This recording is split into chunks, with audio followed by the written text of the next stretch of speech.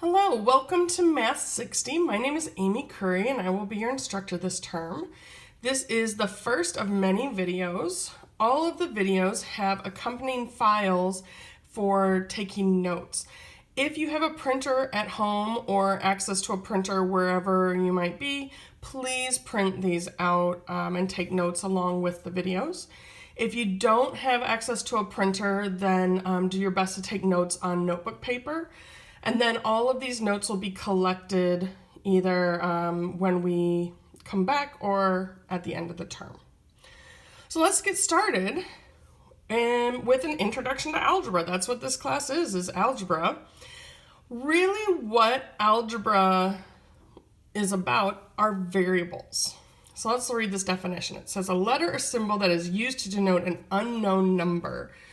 So we're really trying to solve for unknown values. That's what algebra is really all about. So usually we might use x as our variable, or we might see y or z, but you could really use any letter. It could be A, B, C, could be something else, right? That these letters represent some kind of number. That's all we mean by a variable. An algebraic expression is when we combine these variables with numbers using addition, subtraction, multiplication, or division, as well as exponents or like square roots. So let's look at some expressions. Here are some, like x plus 3. That's considered an expression because it's a variable combined with a number using some form of arithmetic, addition or subtraction.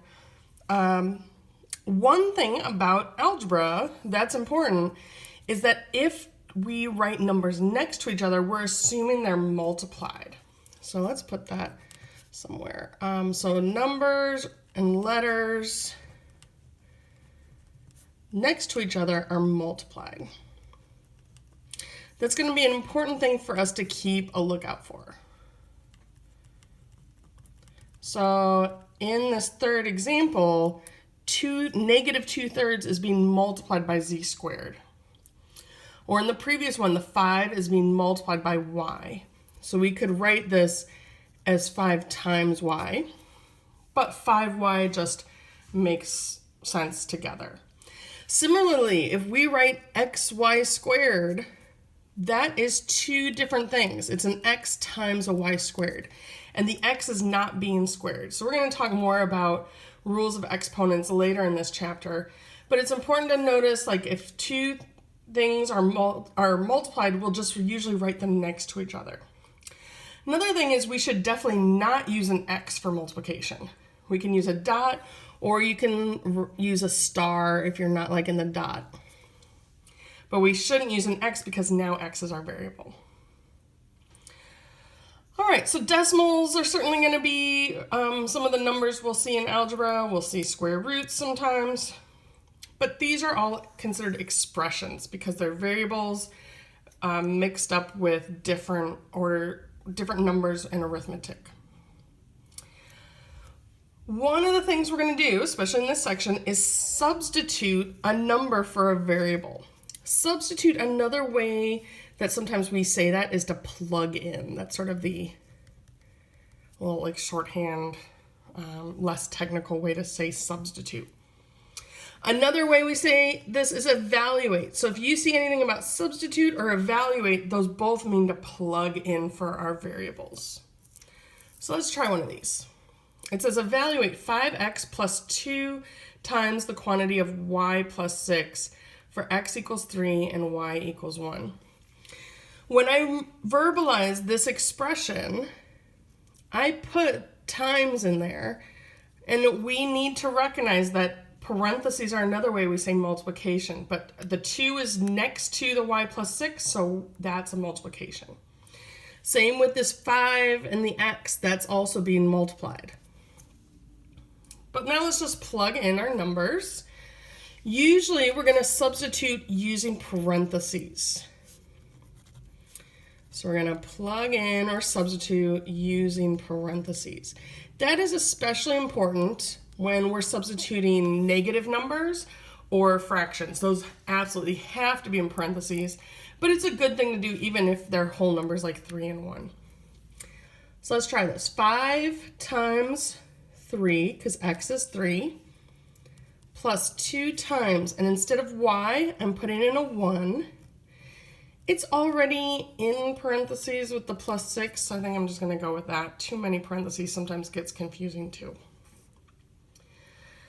Now I'm going to decide what to do, because now it's all numbers. I've substituted for my variables, so there's no more x and y. But this is where order of operations comes into play.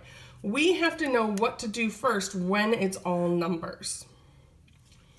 Hopefully remember order of operations, but just in case, let's do a recap, and then we'll come back and finish this problem. Another way to say order of operations is PEMDAS. So this is a pretty common system. Every now and then you hear people call it, please excuse my dear Aunt Sally. I think most people just call it PEMDAS though. PEMDAS just stands for the different operations that we want to do when evaluating an expression. The P stands for parentheses, but really it could be any grouping. So it could be parentheses, it could be square brackets, it could be straight lines, which I'm hoping we've seen before. Those are absolute value.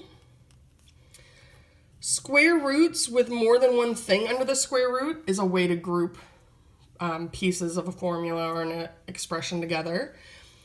A fraction bar also does grouping because there'll be a top part of the fraction and a bottom part of the fraction. Even if there aren't parentheses there, that fraction bar separates a top from a bottom the same way parentheses would. So there are a variety of ways we might see grouping symbols, and those always need to be considered first, that we start inside the parentheses or whatever grouping symbol is there. The next step is always exponents. So if they're squaring or cubing, oops, there goes the focus. If they're squaring or cubing, that has to be done next. Now this is where I have some beef with PEMDAS because M and D are really one step and A and S are one step, but it gets confusing because we write this in order and then these two really end up going together. So M and D stand for multiply or divide, but they're one step that we do left to right. And then same with adding and subtracting. That it could be that subtraction goes first, it could be that addition goes first, but whichever is the leftmost is what goes first. So we're going to add and subtract left to right.